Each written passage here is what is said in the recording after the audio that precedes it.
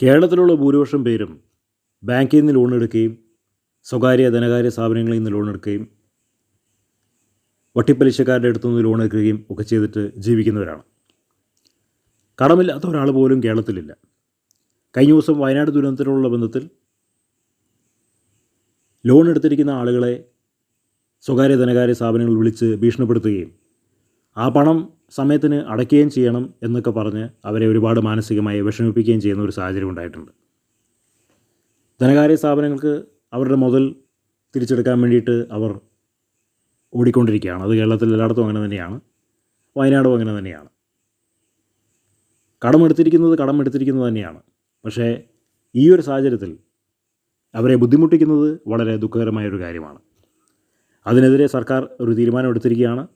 അങ്ങനെ മന്ത്രിതല യോഗത്തിൽ അതിന് നിയമം വരികയാണ്.